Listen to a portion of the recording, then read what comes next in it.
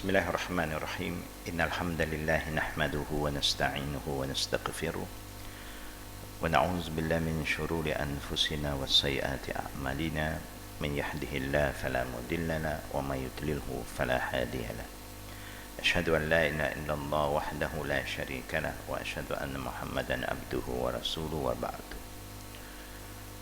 قال الله تعالى في القرآن الكريم بعد أعوذ بالله من الشيطان الرجيم يا أيها الذين آمنوا اتقوا الله حق تقاته ولا تموتن إلا وأنتم مسلمون وقال الله أيضا يا أيها الذين آمنوا ولنبلونكم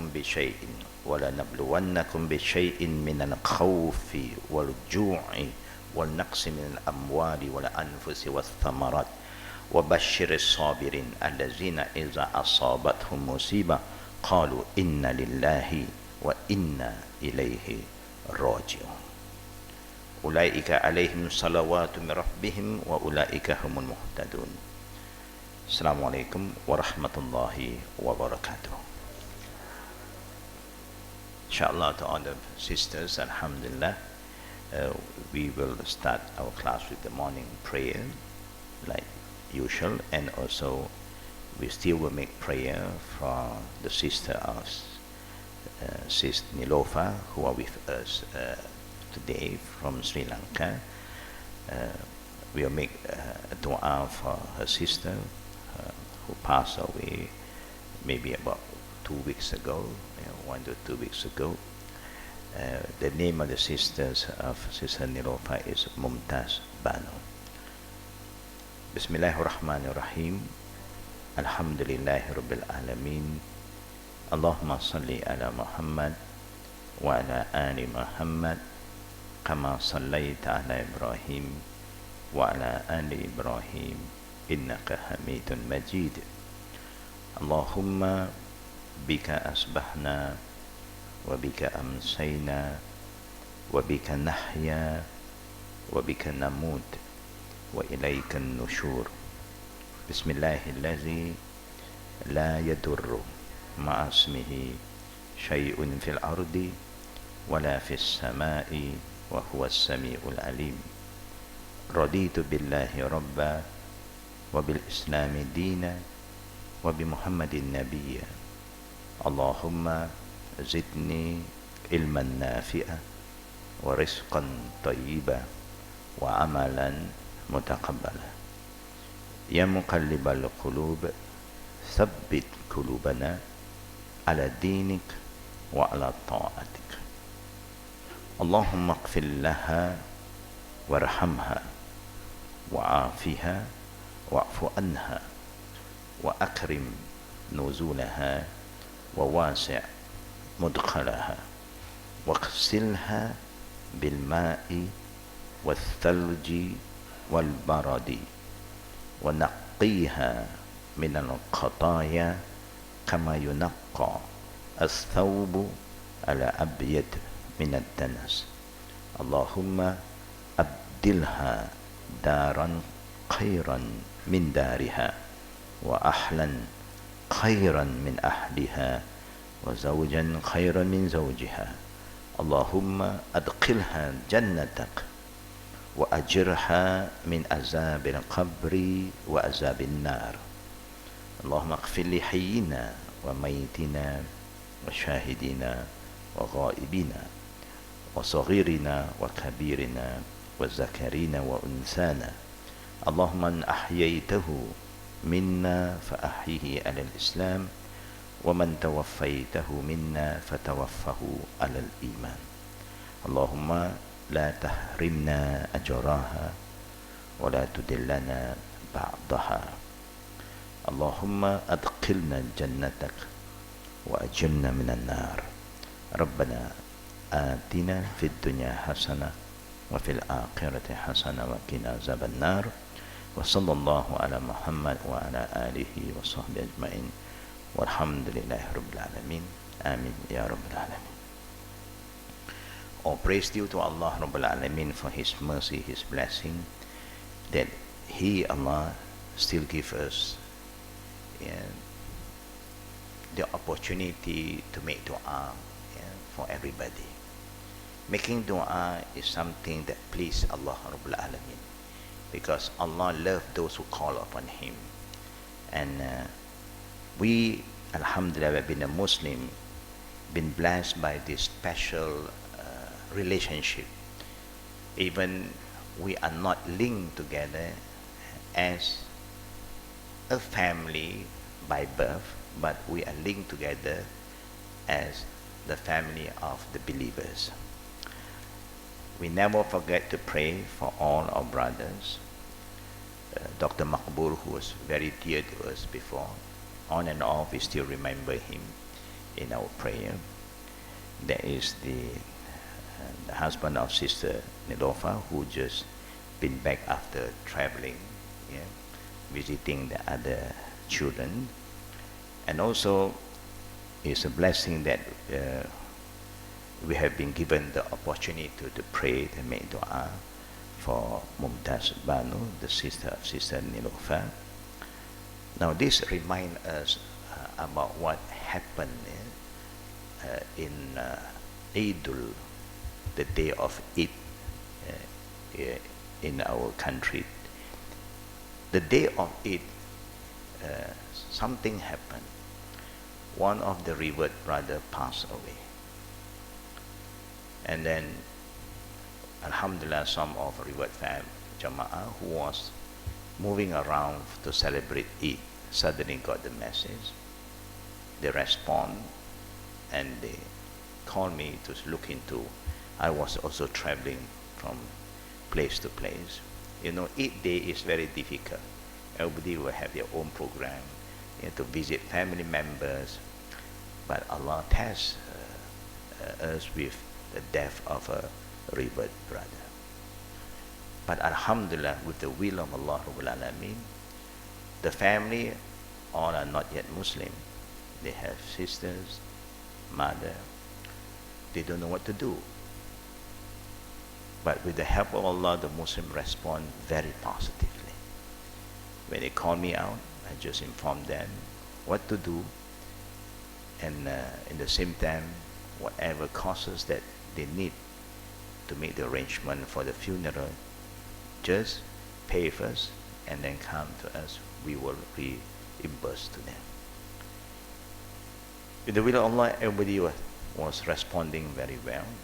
Now that opened the heart, softened the heart of the sister. They were caught by surprise how the Muslim are so kind, so helpful. Even everybody is busy for their Eid, but they just leave it and respond to the funeral of their brother and the son of these elderly sisters. They are very touched. Our response, if we respond positively and prove to them that we Muslim, we care for everybody, they don't have to worry who is going to pray for him. We all are praying for him. That leave a very good memory to the family of this brother until today. So we are still praying and hoping that they will follow up to have further discussion with us. Normally, as not yet Muslim, they also feel that they want to do something. Normally, there's a normal kind of feeling as families and also as mother. So we are going to guide them. If they come to us, we'll tell them what if they want to do something that can help the brother or the son.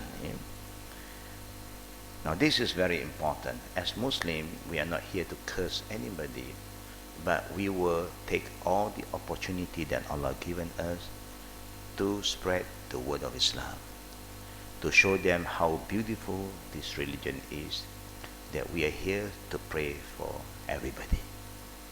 It's like when we make dua for the deceased, Allahumma gfir li hayyina wa mayyitina, is a general dua that we are praying for every Muslim who is still living wherever they are, and those who have passed away, whether 50 years, 100 years ago, whoever have passed away, who passed away as a believer, And we also pray for the male and the female, the young and the old. And we always pray, may Allah give us a better ending, if any one of us is going to go back to Allah soon. We do not know, but we always hope for that. Now, when we are asking Allah for all this, may Allah forgive, may Allah give us good ending, we always must try to plan towards that. We must not be selfish when you make dua. Don't only think you, your immediate family, but you pray for everybody. So when you are kind in your prayer, you care for everybody, inshallah. When something happened to us, a lot of people will pray for us. There's always some kind of reward from Allah Rabbul Alamin. Who control the heart of all of us is Allah. Who can unite all of us is only Allah. Allah did remind us, is kuntum a'da'an fa'allafa bayna qulubikum fa'asbahtum bi ni'matihi ikhwana. A very powerful ayat. Allah is telling us about what happened to all of us before Islam. Before Islam, everybody is fighting based on their race, their tribe. This is what we are challenging. I belong to this, I belong to that. We are from this group A, group B. We are Arab, they are non-Arab. We are white, they are black. That is what people are fighting. Why? Because nothing can unite them. There's no common thing that can unite them. Then Allah sent the last messenger, Prophet Muhammad sallallahu alaihi wasallam, to do what? Rahmatul lil alamin, to bring mercy of Allah, guidance. The ni'mah, Allah said, the ni'mah asbahtum bi ni'mati ikhwana. The ni'mah of la ilaha illallah soften the heart of all the races and tribes and make them become a big family, ikhwana, brothers and sisters. Now this is the only ni'mah that can unite all of us, and is proven. Because of Islam, the Arabs, the Persian, the Romans were together like one big family. The African, the Ethiopian, all are together. Now the same go to all of us. Because of Islam, we are all together. And that's why we always ask Allah to unite our heart for the right reason, for the right purpose. Because when we die, a lot of people may come and pray for us, they don't even know us. And every Jum'at, the Khatib will make prayer also for every Muslim, alhamdulillah. The second khutbah, the Khatib will have to make that prayer. There was an incident one Jum'at, one of the Khatib, who is a very young Khatib. He's a good preacher, but not all preachers have the right knowledge to be a Khatib of Jum'at. But sometimes we thought that as long as you are a good speaker, you can go up. They went up to give khutbah, that they forget the ruling, the adab of khutbah. So they forget to make this prayer in the second khutbah. So after they pray Jum'at, this thing viral out, and then they got the sick fatwa from the Mufti, is the Jum'at, khutbah Jum'at valid or not? Sometimes we have good intention, we may have some knowledge, but when you are doing some ritual, you must make sure that you do have the right understanding about how to be a Khatib. It's just like praying funeral prayer, The best one to lead the funeral prayer is the next of kin. If their parent pass away, the children, the son, lead the prayer. Sometimes we have prepared the children to lead the prayer, especially the grown-up children. So they do have some confidence a bit. They never lead the prayer before. We have taught them what to recite. First takbir, second takbir, third takbir, fourth takbir. But then, because they are not in our environment, they are in the other environment. So nobody can stop you. Even the biggest imam cannot say that, no, let me lead. No, if the children say, I want, they have to give way already. No. But then they were caught by surprise then, because they are not aware that they are in a different environment. So after the prayer, Assalamu alaikum, you can give only one salam or both salam. So the people behind him, the local imam say, Dua. Now he is caught by this. You don't know the dua? Make dua. You want to lead the prayer? Now you lead the dua. But because you are not trained to it, for it, then you don't know what to do. Then you say, I don't know how to make dua. Imam, you make dua. Then pass back to the local imam. If you have the knowledge, I have done my part, thank you. Just give a short speech after that. Khalas. This is just a sign that when people want to lead in something, even you have some knowledge, but you need to be very, very confident. And you need to have some special knowledge on that particular issue. If not, you forget where to stand, even standing. You say, if this is your father, stand at the head. If it's the mother, then you stand in the middle. So sometimes this, you are not used to it, you get panic, the crowd is there, and you stand on the wrong side. And these are signs that show us that we do not have any experience. It's good. The second prayer in the khutbah is always, and Allahumma gfir lil muslimin wal muslimat wal mu'minin wal mu'minat al ahya'i minhum wal amwat.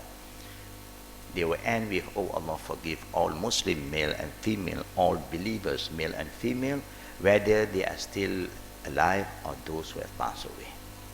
That's why we say that the Muslims are very rich with dua, because there's always somebody to pray for our soul. Even nobody knows us, because the prayer is very general. So you don't have to worry about whether there's anybody who will pray for you normally. So the not yet Muslims don't have this value. We have that value in our religion. If only we can reach out to them, show them the beauty of this religion, it may open the heart and soften the heart of a lot of people.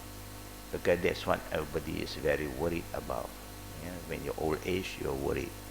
Who is going to pray for my, I have no family, I have very small family member, we are not rich.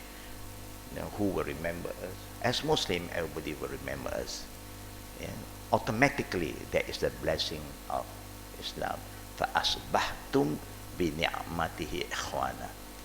The nikmat of Islam is to unite everybody, not only here, to the hereafter. So we hope Allah Rabbul Alameen will make it easy for all of us. Anytime when there is a calamity, a death, is just a humble reminder from Allah that we have to prepare ourselves to. It's a sign that we will go back to Allah soon.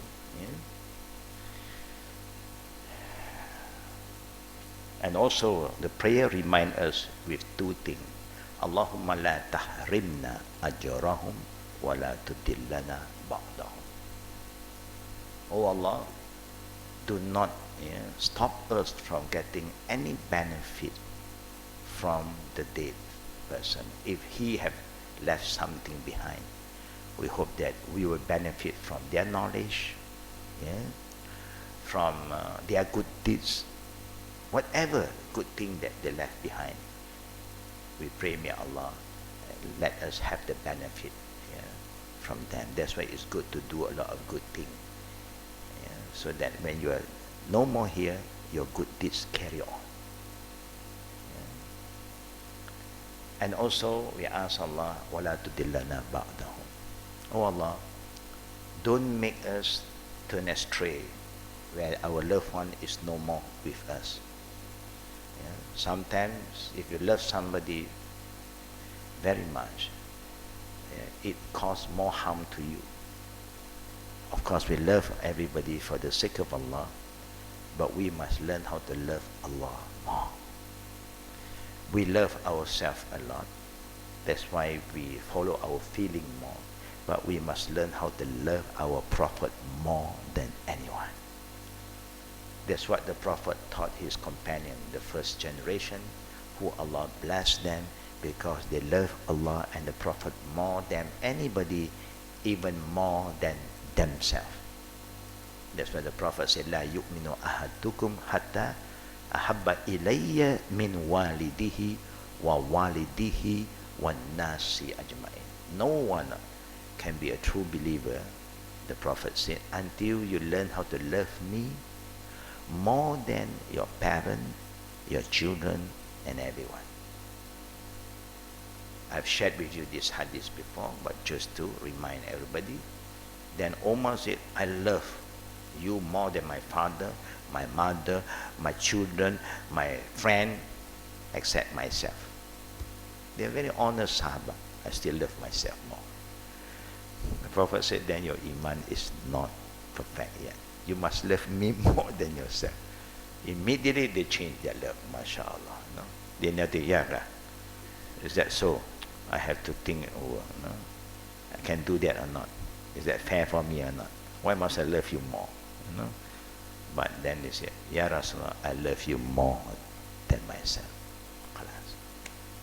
Then confirm his iman is solid, is good. Yeah. For us, we have so many things to love. Yeah. We love our garden, yeah. We love our cat, we love so many things. There's nothing wrong. That's why I did remind a lot of the people many years, 2009, yeah, in the Peace TV conference. I came up with this reminder. I said, 5 things that we love, but we forgot the other 5. We can love these 5, but in the same time, we must also love the other 5, then it balance. Do you remember? I shared with you all here before. But this is what I shared in the Peace TV in 2009. Yeah. I said, human yuhibbuna Walaikum salam. Yuhibbuna dunya wa yansuna al-akhirah. We love this world so much. We spend so much time, for this world. We accumulate so many things in this life. We keep so many things in our house because we love dunya. No end. Every day there is something new coming in, if possible. Any new product, we also want to get involved. We are very attached with dunya, but we forget al-akhirah. Hibbuna dunya, yansuna al-akhirah. Number 2, yuhibbuna al-mal, yansuna al-hisab. We love to accumulate property, money, gold, silver, but you forget that Allah is calculating how much He gave you. Everything that Allah gives you, ni'mah, He remember, and He want to see whether you use it in the right way or not. Yeah. Number 3, yuhibbuna al-khaliq yansuna yuhibbuna al-makhluq yansuna al-khaliq. You love the creation of Allah. So many things we love, yeah, but you forget the Creator. Yeah. It's like our children love their friends so much, they forget their parents. That happened, yeah? Very easy. We are the one who give them all the love, bring them out, sacrifice. The friend do nothing, get something from them, yes, because they have something extra. But their love towards their friend is so great that they forget us. That is what the third one, yuhibbunal Makhluk yansun al-khaliq. They love the creation of Allah, human things, but they forget the Creator. Number 4, yuhibbun al-ma'siyat wa yansun al-tawbah. They love to commit sins. Anything that is negative will respond very fast, but they forget to make tawbah. No? Lastly, yuhibbun al-qusur yansun al-qubur. We love to live in big house, mansion, big villa. Everyone dream to have a big home, but you forget your small house, kubur. Kubur is very small. Yeah. So if these 5 that we love, and you also love the other 5, it will be balanced. There's nothing wrong. And that's why the Prophet encouraged us to visit the grave, kubur. Yeah? But to share with you about something that a lot of us are not aware of. We Muslims have no problem with any Muslim who follow the Quran and Sunnah. We love, we care, we pray for every Muslim. We accept that all Muslim is like one big family. Innamal mu'minuna ikhwa. We don't segregate, we don't separate and divide. Yeah, this group, that group, we say all Muslim, akhuhu Muslim, they are family. We never brand anybody. We don't like to give any brand Muslim. وَقَالَ إِنَّنِي مِنَ الْمُسْلِمِينَ. Now there is a group who has been an issue for a lot of people until today. Even the not yet Muslim is asking scholars today, how is the relation between the Sunni and the Shia? We say in Islam, there's only one Islam, there's no two Islam. The two Islam is not from Islam, it's from us. Any new group that you call yourself, it's we who call ourselves with this name. We label ourselves, it's not from Islam. Allah has said, وَقَالَ إِنَّنِي مِنَ الْمُسْلِمِينَ. Said that you are a Muslim. He said that you are from A group B. No. Said that you are a Muslim. Finish. All Muslims must make shahada. And the shahada is only Ashhadu an la ilaha illallah wa ashhadu anna Muhammad Rasul. Finish. We don't bring the Imam inside. Whether the Imam is not Ashara, the 12th Imam, believed by some group, or the Imam Abu Hanifa, Imam Malik, Imam Shafi. We don't do that. But we respect all of them. They are all Muslim like us. They are scholars. Allah gives them knowledge. We learn from them. But we are not their followers. We are the follower of Prophet Muhammad sallallahu alaihi wasallam. Ummat Muhammad. That's why we call ourselves Ummat Muhammad. Not Ummat Hanafi, Ummat Maliki. No. See, there's only one. We have no problem. You want to call whatever, but we call you Muslim. Finish.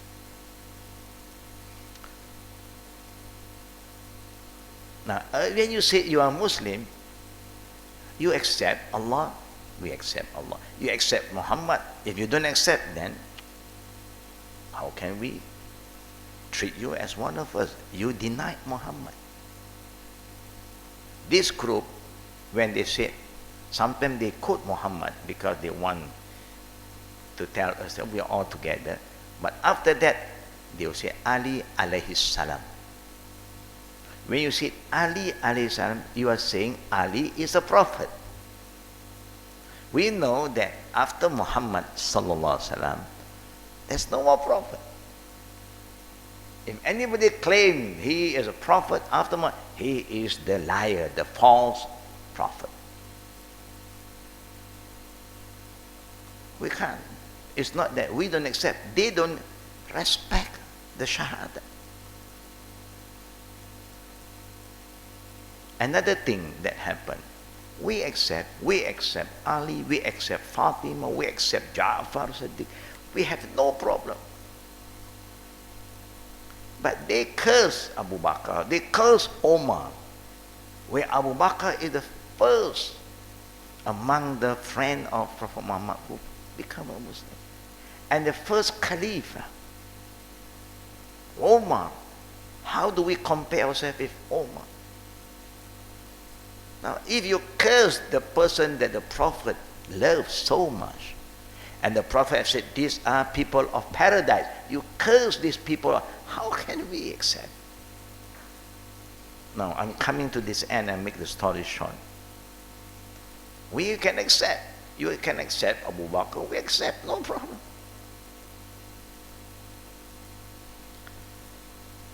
There were a time you have this group of people who will pay a visit to the graveyard, like how we pay a visit to the graveyard. And do you know what they do? They bring some small bottle of water. They enter, and under graveyard, if they know this is the wife of the Prophet, this is the companion, they just sprinkle. And you know what water is? Najis.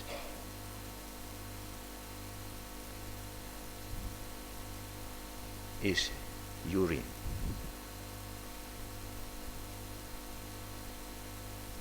The only grave that they are going to glorify, they look for, where is Fatima? Is that how we behave? You call yourself a Muslim? A Muslim cannot do that. Even they are not that good, if there's somebody who's not good, you still cannot do that. Let Allah make the final judgment.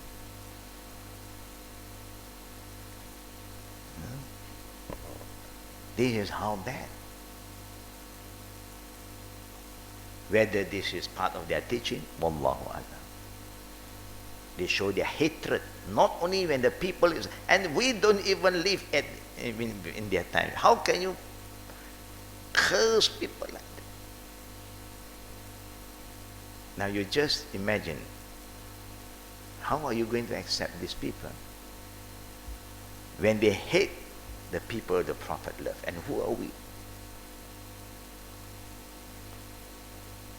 We still pray and hope Allah give guidance and people change. We don't even do this to the graveyard of the disbeliever. The Prophet allowed us to visit the grave of anybody. But even they die as a disbeliever, you cannot even do that. Let us go back to the topic, page 257, ethics of the visit.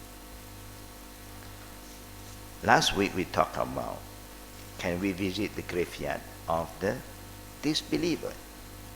And the answer is yes. But we must know what you can and what you can't, that's all. Can you be in a gathering with a not yet Muslim? Yes. But you must know what you can do, what you can't do. Can you attend a wedding by a not yet Muslim? Yes.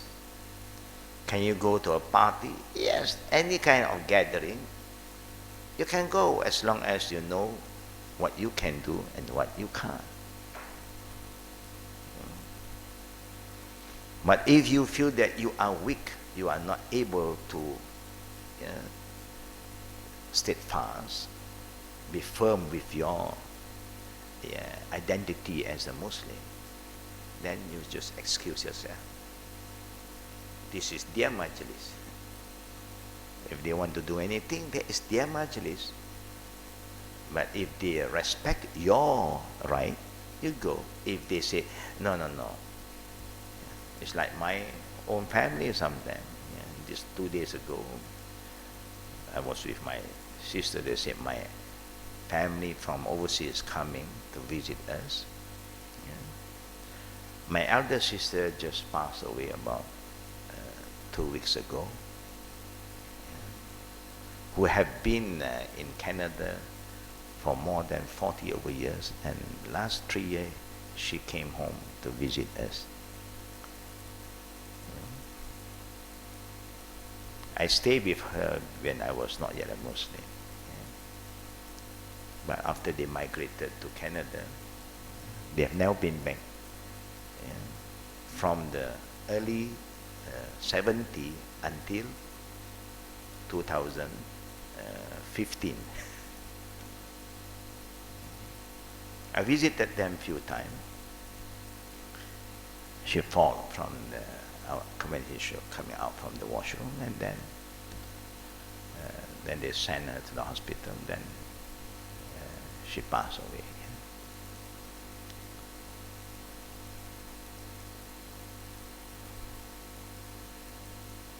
Now my younger sister is telling me that now there are other family members, our cousin, our nephew, and all the children is going to pay us a visit. I say it's good because we hardly meet up with them. Now see how are you going to follow us? We have some program arranged. I say we want to check with you. Why? Because you say yes, then we have to make sure all the place, the area that we need to eat are halal. We're good. I say I have no problem to be together. We are always ready.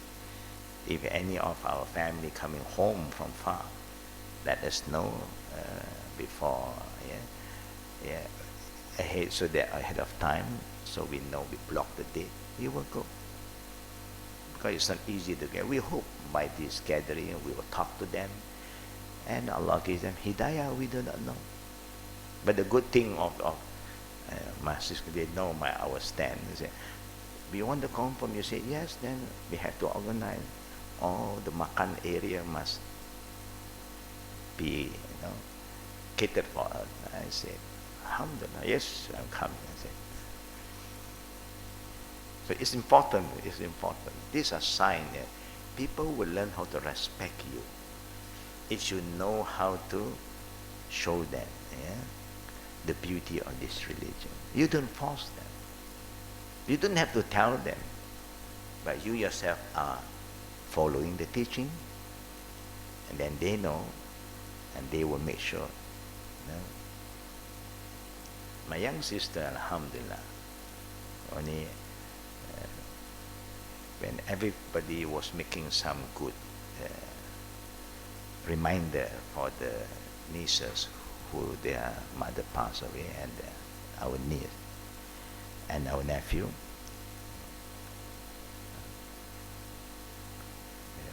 only her words have no link with God. Until today, he is La Ilah. We hope that one day, Illallah.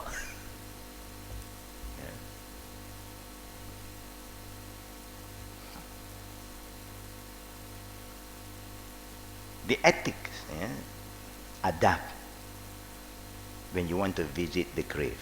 Number one, we must know the purpose. Visiting the grave have two purposes. Number one, remembering death and the thing that happened in the grave and on the hereafter. It's very important. It's very important for us to reflect. Now we are here.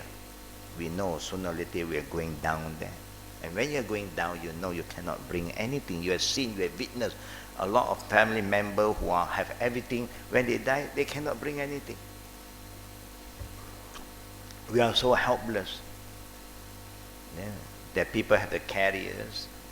The only thing we bring is the kapan, kalas. That's all you bring back. And you know, even there are people who you love so much, they love you so much, they cannot depart from you when you are alive. They want to sleep with you. Nobody wants to sleep with you there anymore. When you go down alone. Whether you like it or not, you have to go down alone.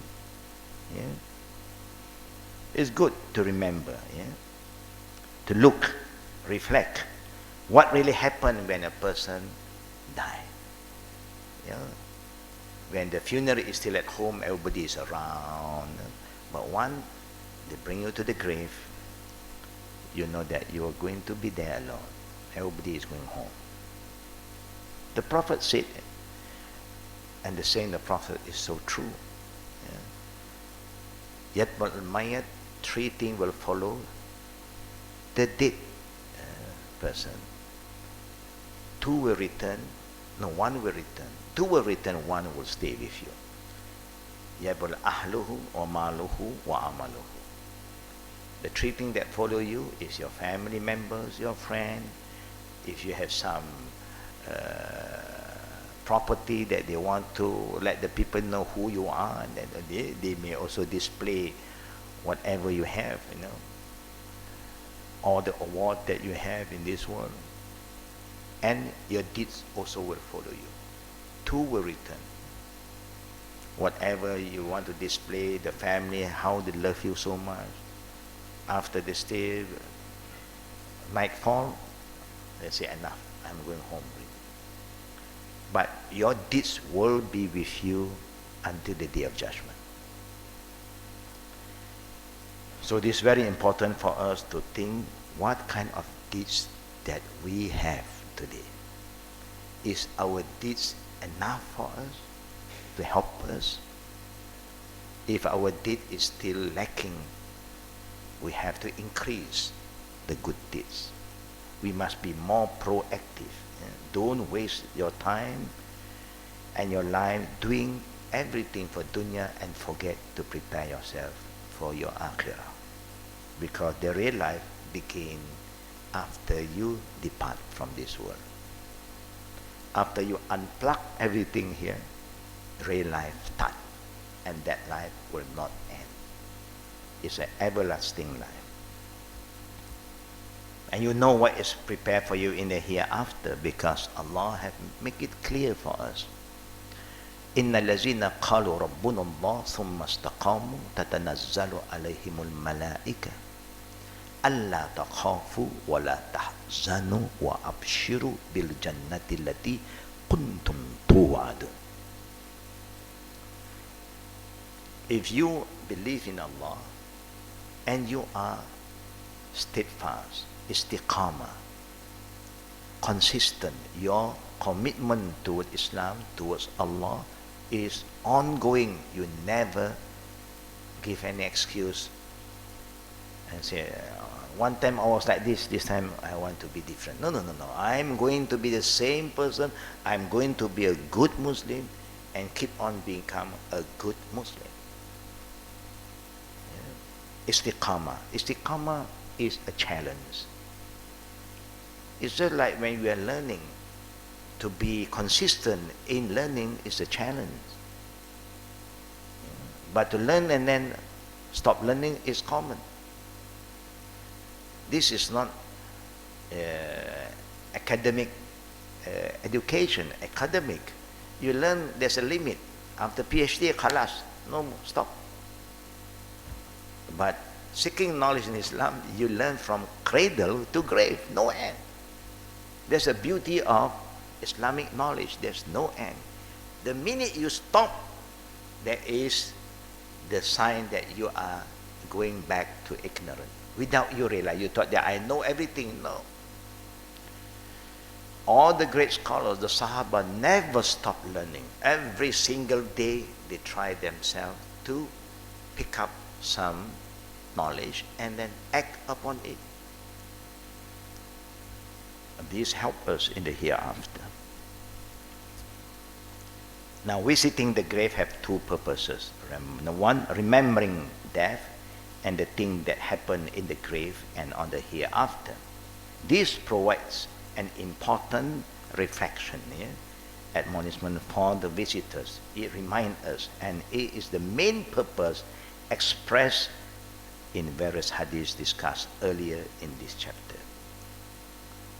Number two, benefiting the dead Muslim and rendering kindness towards them by greeting them with peace, dua, supplicating and asking forgiveness. The only dua that the Prophet wants us to ask before you ask for anything is taghfiru li akhikum. Don't forget to start to ask Allah to forgive the soul of your fellow brothers, sisters. That's all. You remember I did say, share with you, when some, even the Prophet, makes some wrong move, what do Allah teach them to do? Yunus, he was in the stomach of the fish. What did Allah taught him to say? La ilaha illa anta subhanaka inni kuntu minaz zalimin. Allahu Akbar. He don't have to ask this, ask that. Just make that reveal. Oh Allah, I acknowledge who you are as the only one true God that I worship. La ilaha illa anta, there's none except you alone. Subhanaka inni, I glorify you. You glorify Allah. You acknowledge who is Allah, the only creator, the true God, and you glorify His name, and you admit that you are a wrongdoer. You don't be egoistic, arrogant.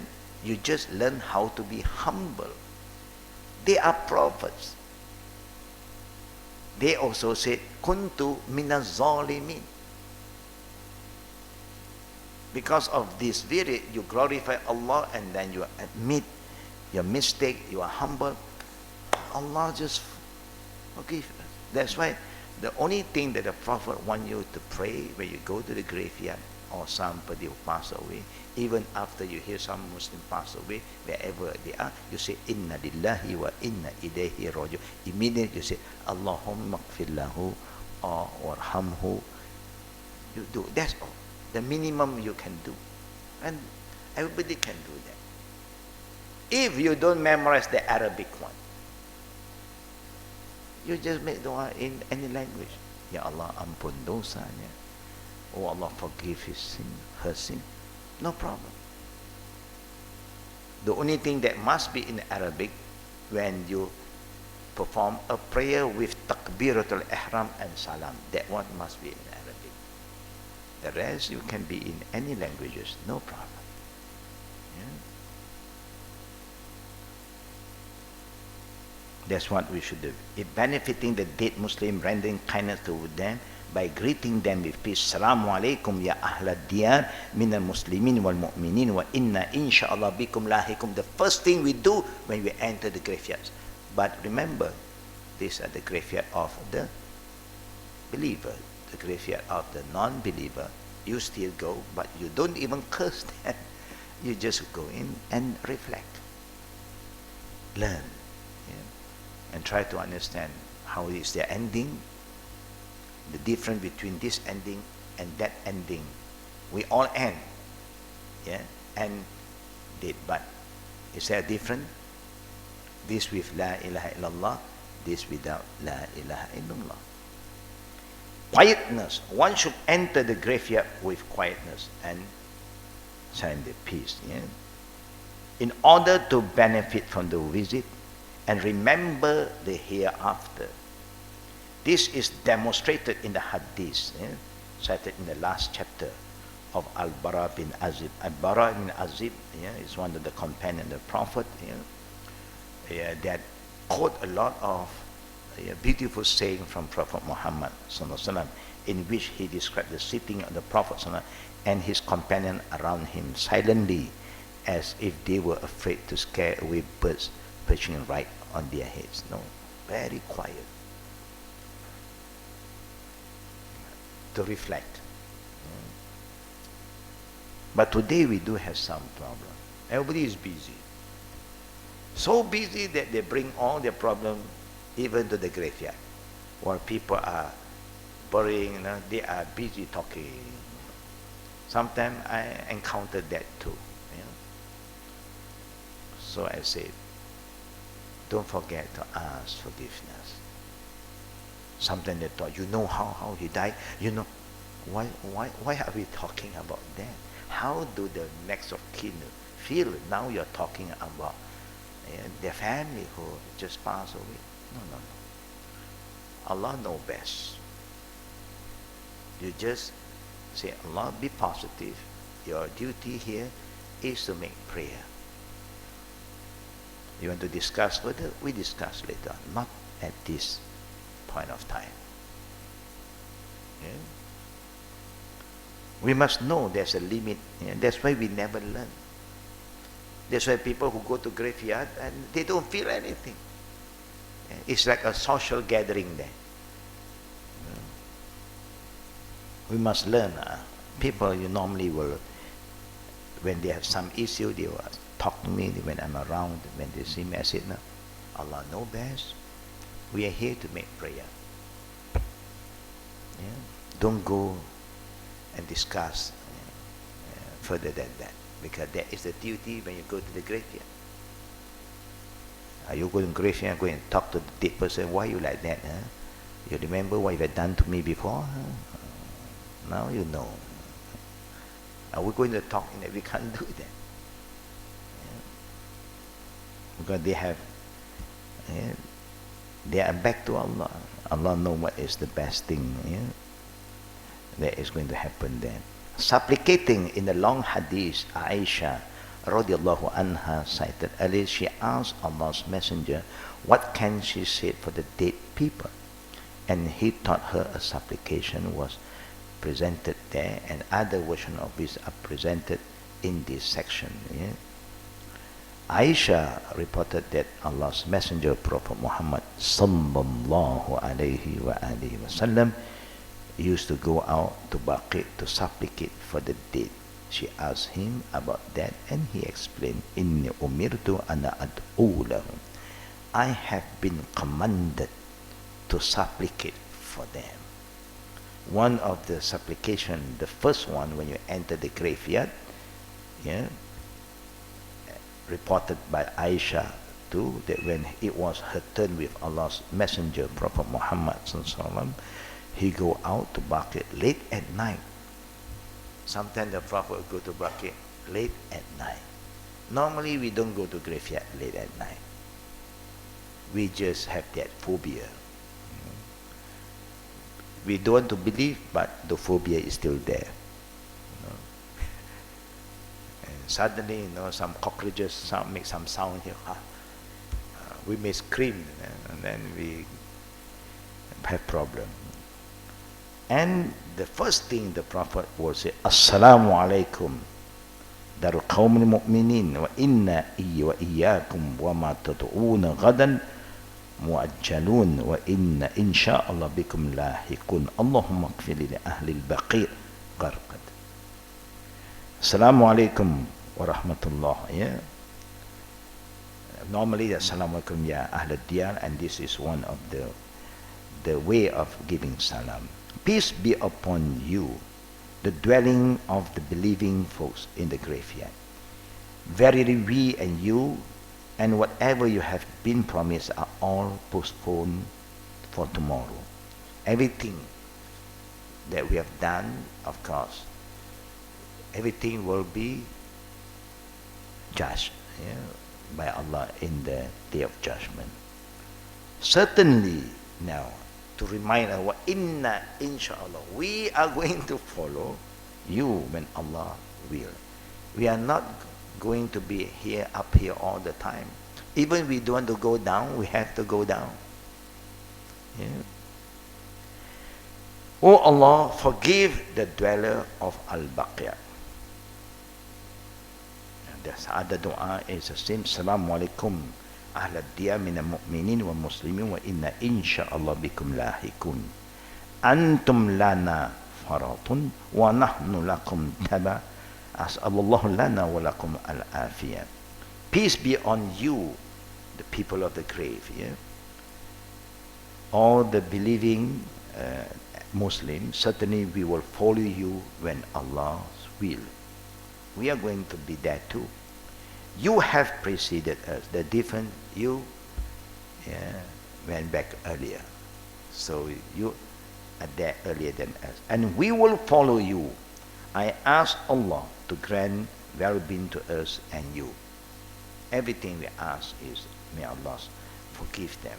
The same thing if you want to use the other dua, Assalamualaikum daru qawmin mu'minin wa inna insha'Allah lahu bikum lahikun. Peace be on you, the dwelling of the believing folks. Certainly we will follow you when Allah's will. I wish that we would see our brothers. وَقَدْ رَأَيْنَا إِخْوَانَنَا. We have that feeling. We want to be together again. If we have a good company here, do you like to be in a good company again in the hereafter, brothers and sisters? Do you like to see all these faces again next time? Inshallah. We love to meet. When we see all of you, it makes us feel happy that you're okay. Yeah, you're in good shape. Alhamdulillah. When you're not around, we are worried. Why? Whether you're well, you are sick. This is thing that the believing people always have among themselves. He was asked, aren't we your brother, O messenger? Allahu Akbar. He replied, Bal antum ashabi. Rather you are my companions, but our brother have not come yet. It's a very unique saying of the Prophet. When the Prophet said about brotherhoods, familyhood, the companion just want to confirm, are we not your brother?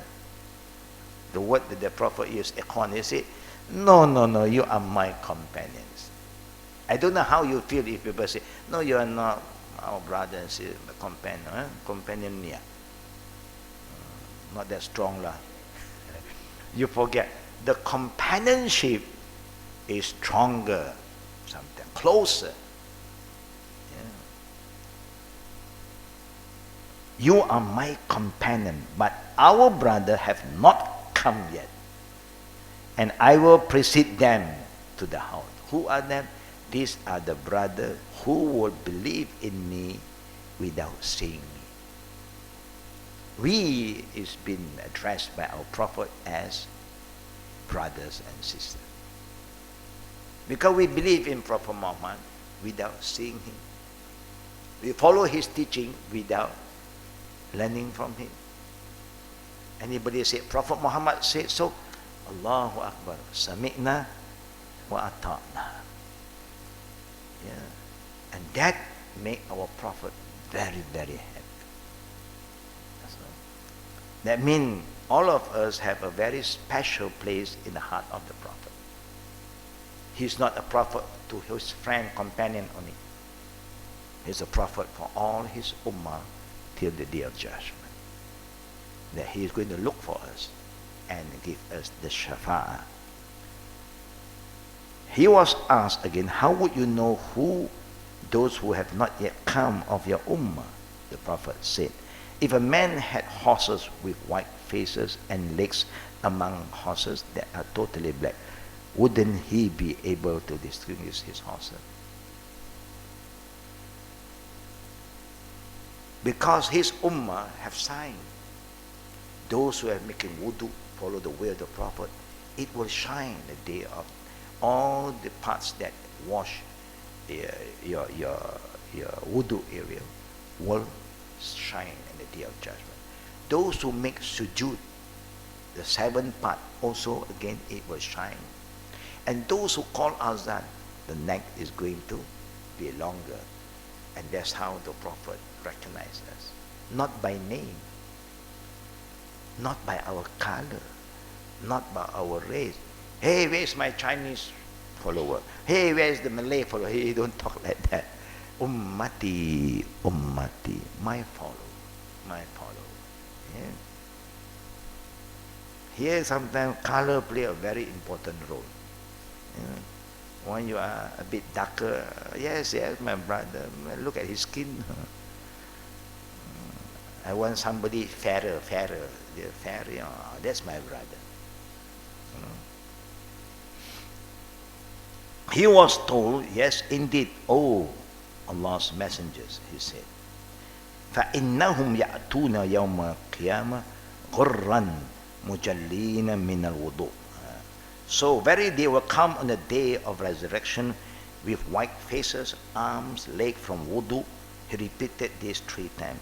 And I will precede them to the house. That means the Prophet will be at the house. The house is a pond. The water is from Jannat al-Firdaus. Why? Because he wants his ummah to come close to this pond and drink the water that Allah had prepared for his ummah. And indeed, some men among you will be turned away from the house, like a lost camel is turned away in order not to bring disease to the cattle. I will call them, come forward. But I will be told, they have changed your religion.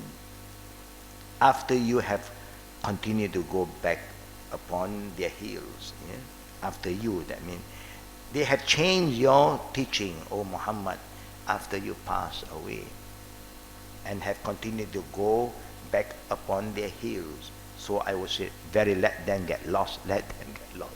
That is the only time the Prophet, okay.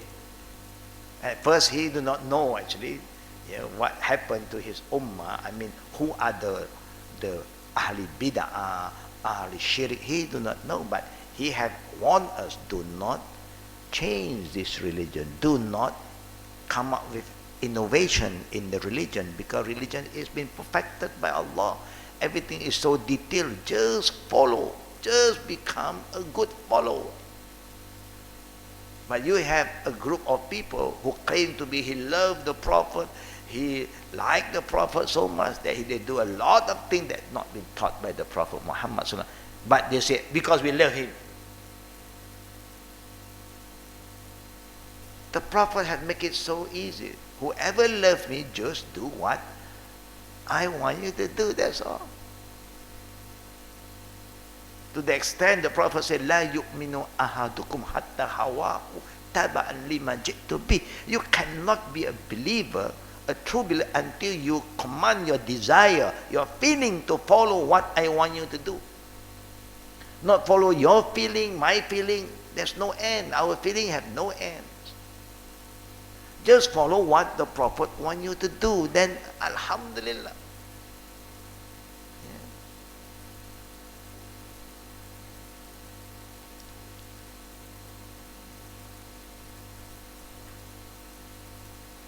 And there's a time when Allah said they cannot drink the water from this Al-Kawthar. Then only the Prophet leave it to Allah. Oh, if that's the case, khalas. So don't take this thing lightly. Don't think that this innovation is small matter. The Prophet was reminded by Allah, they have changed your religion after you.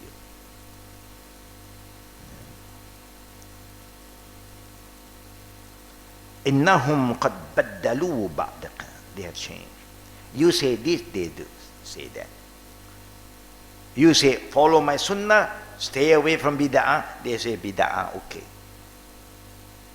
When you follow the sunnah, they say you are wrong. Have you encountered this kind of thing today? When you are trying to follow the sunnah and the Prophet based on authentic hadith, you have a group of Muslims who claim themselves as the followers of Prophet who love them. They will ridicule, they will say that you are wrong. Then how can the Prophet give them that shafa'at? The Prophet will not know everything about this ummah in detail, but Allah then will make him know. He said, no, he can't. Then the Prophet will let it go. That's why we are very careful in what we are doing today, even what the people want to say about us, but we want to do what the Prophet wants us to do. That's all. We're happy with that. If they are not happy, what can we do? If they are happy with the bid'ah, we should be more happy with the sunnah. If they are happy with doing the wrong thing, we should be more happy in doing the right thing. That's how we should behave, brother and sister, inshallah. The last thing that I'll share with you today is raising the hand when you are doing dua. It is permissible to raise the hand while supplicating for the dead at the graveyard. Aisha radiallahu anha, the wife of our Prophet, reported that Allah's Messenger sallallahu alaihi wasallam went out of her house one night, and she sent Barira, her servant, to trace him.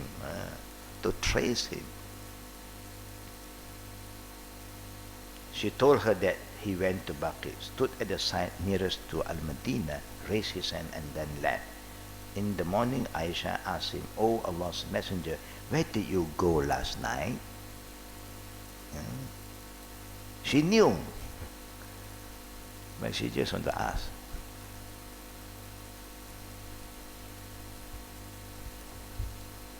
Then the Prophet replied, "Bu'istu ila ahli al-Baqi li usalli alayhim." I was sent to Baqi, people to pray for them. Yeah? Allah's Messenger sallallahu alaihi wasallam also raised his hand 3 times on the night that Aisha followed him. And Aisha did also follow the Prophet sometime. Yeah? Meaning that's why normally when there is burial, sometimes you see some imam who's leading the prayer, they don't raise up the hand. It's also a sunnah. And when you see some raise their hand, it is also a sunnah. Sometimes both is a sunnah, but if you are exposed to one and you are not exposed to the other sunnah, then you may be judgmental. You start to make the wrong comment. Oh, they are not following the sunnah. Their sunnah is not pure. Their sunnah is not 100%. Some sunnah, also some no sunnah. They are starting to make comment, negative comment. Some you come across people whose knowledge is just the beginning. They learn about sunnah and they are exposed to one thing. They are not exposed to the other. Then they say, "Oh, see, they are not following the real sunnah." The sunnah sometimes, then after then they also follow the bid'ah. Don't worry about what people want to say. If you know what you do, there is a dalil. Just do it and have patience. If not, there is no ending. You cannot please everybody. Yeah? Sometimes even myself, you see somebody, oh, how can he say he claims the sunnah and he sitting beside a panel of speakers who are ahli bid'ah? I said, even the mushrikeen, I will sit beside them. If they allow me, if they welcome me, if they invite me, this is the best time for me to show them Islam. We're not going to tell them about Islam when you see, our people are very judgmental. They judge every day, but they don't even approach these people. They don't even reach out to these people. How can people know what is Islam? Can you imagine we have been together with all the multiracial people for 60, 70 years. And still a lot of not yet Muslims have no knowledge about this religion.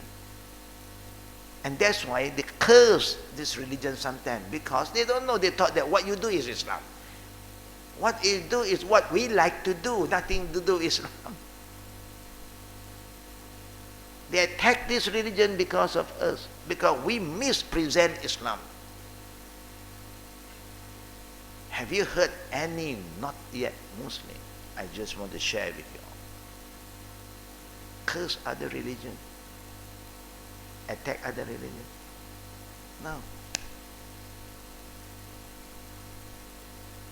And the worst thing that's happening, not only the not yet Muslim is having negative feeling to it, even some non-Muslim also thought bad about us. Now it makes it worse. Why? Why they say that? It's because of our own doing.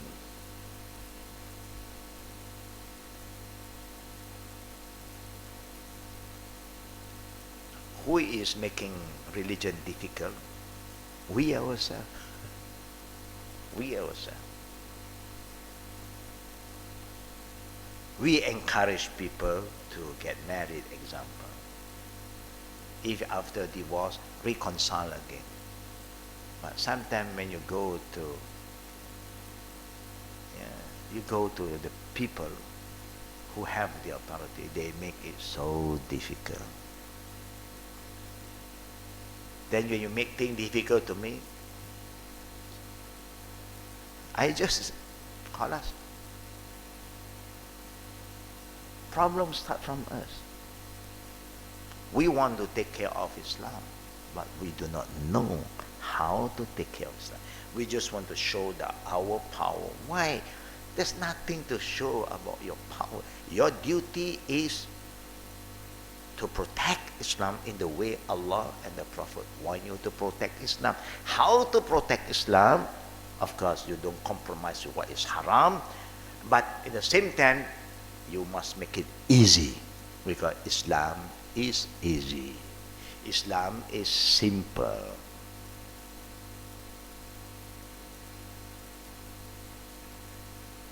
Example, if you caught people doing khalwa, what is the best thing to solve? Expose them? No. Just get them married. Khalas. You love each other so much, get married. Khalas. Huh? Birth certificate? Not your birth certificate, your father and mother birth certificate. They want to see whether your father, mother married in the right way or not. What are you going to say to them? Why are you so negative? You want to go back to, even they have some mistake, you want to go back to that? Or you are going to guide them, khalas, the past is the past. No, I want to go back to the past. I want to dig the past. Oh, your father and mother married. Okay, your grandfather and mother, how they get married? Go lah. Can you imagine this is happening? Now, who make this thing difficult to us?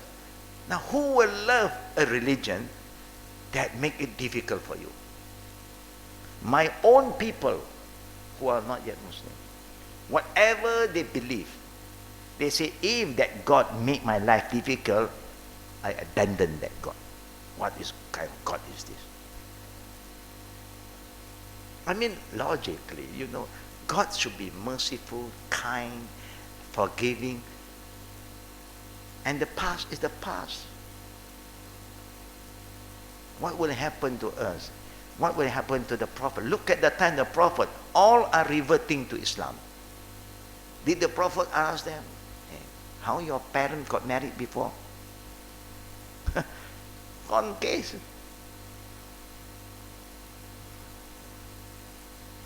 Just an example. Islam is beautiful, but the people is not beautiful. We are causing people to hate this beautiful religion.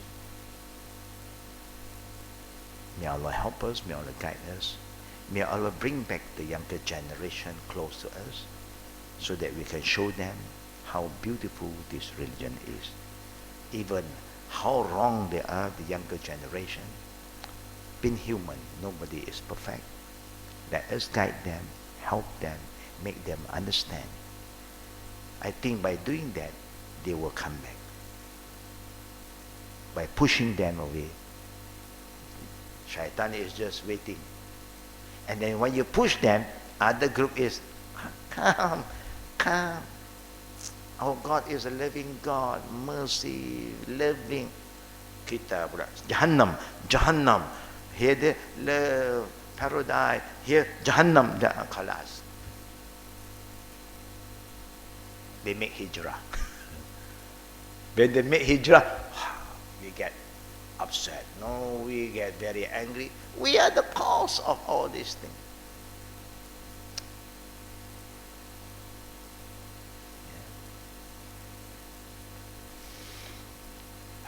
May Allah, forgive all of us, strengthen our iman, put some extra mercy into our heart, to care for our younger generation, to feel for those who are not with us. We don't judge them, we don't blame them. Environment is not helping them. We just have to develop a better environment, show them our good character, so that they like us, they come closer, and then we bring them to a better environment. Then we believe the environment will change them, inshallah. Yeah? If there's any question, now we go to Q&A. Fatafadda. Question from, there's one brother, alhamdulillah, I forget to address the brother.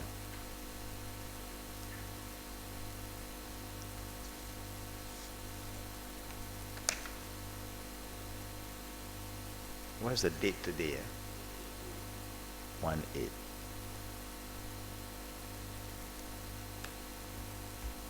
The good news that we like to share with all the good sisters and brothers, the Saudi government seems to be very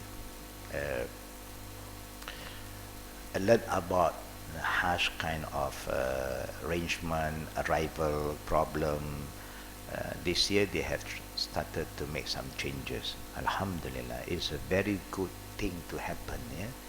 When a Muslim is trying to find a better way to make our journey easy, Now they are doing all the check-in from here. You arrive, you just pass through and then go to your transport and move on. Alhamdulillah. Yeah? It was a very good news for all of us. They are trying, I think, Malaysia, Indonesia first this year. And we hope that this thing will move forward better. We are all Muslim. We don't like people to look at us like we are criminal coming to your country, check this, check that, everything. Alhamdulillah. This is what we got the info from our the people who left from Medina. Inshallah. Any further question from the sisters? Na'am. Wa alaikum salam. You take the mic so that I can hear you clearly, inshallah. I just want to ask you, I should have asked a long time ago, but I don't have the guts yet. Okay, the question is, can adopted son or daughter kiss the forehead of the foster parent when the foster parent dies? Pass away. Yeah. For the male, they can kiss the male, Mayan. Yeah? Anybody also can do that. Close friend can do that. Relative can do that. Yeah? Your adopted children, yes. But if the adopted children, if you adopt them before 2 years of age, and you have breastfed the child for 5 times, they become our anak susuan, then no problem. But if not, then they just respect. You can look at the face, but they don't have to kiss. For the close mahram and those who are in the same gender, they can. The opposite sex who are not mahram, you just show respect. This kissing of the dead also, people who are not used to it, they dare not do it. They don't go and call you to kiss on the lips, kiss on the forehead. Sometimes they don't have where to kiss. Kiss on the forehead only. That's why the people of knowledge will allow you to do that. They will open the face again before they bring it to the graveyard. And then anybody, the close relative, who like to pay the last visit to look at the face of the deceased. Now, so for the adopted children who you have breastfed, then there's no problem. If that process is not there, then they can respect, they don't have to kiss. Yeah? That's why I'm saying sometimes we have good intention to adopt a child with a good intention, but good intention do not allow you to do anything you like because you did not follow the proper procedure. You can, but quickly. Even you cannot even change their name. Islam don't allow that to happen. No. One last thing like I like to remind, a lot of people have this idea. When you are alive, you call the name of the person with the name of the father. When you are dead, they say, call the name of the dead person with the name of their mother. This is not from the Sunnah of the Prophet. It's just some traditional way and then some weak hadith. But according to the Quran, Allah calls us call the name of the children, yeah, with the name of their father. Yeah. Now, any other question?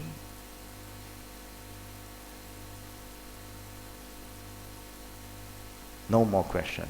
Alhamdulillah. We hope that whatever we have learned, yeah, all the sisters especially, you must make sure you do have the right understanding. If you still have doubts, you have to follow up, yeah, as soon as possible to make sure that you really understand, so that you know how to convey the message to others. When you want to convey the message, sometimes you may not be ready yet. But when you try, and then people may ask you back and you don't have the right understanding, you cannot explain back. Yeah? So our Prophet's companion learn in a very different manner. They learn through their daily life. They observe through their eye, through their ear. They listen and they follow up. Yeah? So we hope that we will also try our best to seek the knowledge, not purely for knowledge, but because we want to change. And we want to bring changes.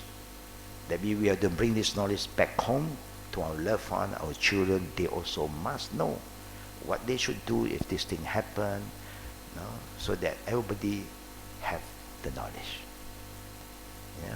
If our husband is not with us, whatever you learn, share with him. And if he asks you things that you are not clear, you can still follow up with us. Or you can even call us to talk to him, or your children. Then that's how the whole family is learning. The whole family is prepared, inshallah. If anything happens, they know what to do. Yeah? May Allah, one thing I'd like to share, inshallah, this year, Al-Qadim also is organizing Qurban activities like normal. Every year we do it. For the Cambodia side, we have about cow that costs us $760 per cow. That is good. Yeah, you have many cows. They show us few pictures. The thinner one, the slimmer one. We don't want that kind of cow. I mean, we want this cow to eat more before we offer him for Qurban.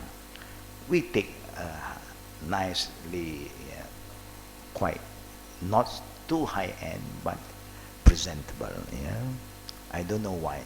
We can keep ourselves slim, no problem. You don't slim the cow, and then you want to Qurban for Allah, you choose the cheapest. For Allah, you give the worst. That's not good. And that's what we say to our counterpart in Cambodia.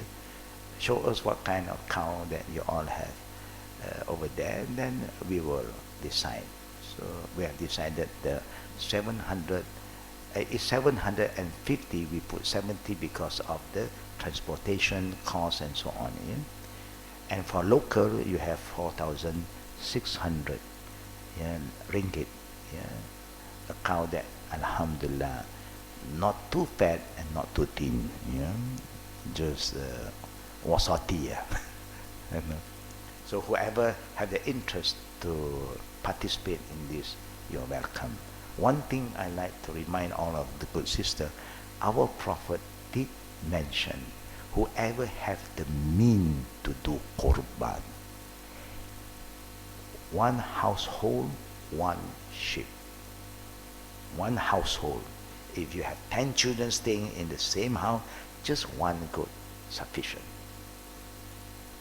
If you have 5 children but they stay in a different house, and then they have to do this. You do. Those who are staying together, just one sheep sufficient for the whole house. Yeah? If you have the means and you don't do that, the Prophet said, don't come and pray with us. Don't pray Eid al-Adha. Meaning, for those who have the means, the Prophet wants us to participate. Yeah? And also, don't forget our big day that is coming closer and closer. They call it is our dinner day, this one. I think all of you are aware also.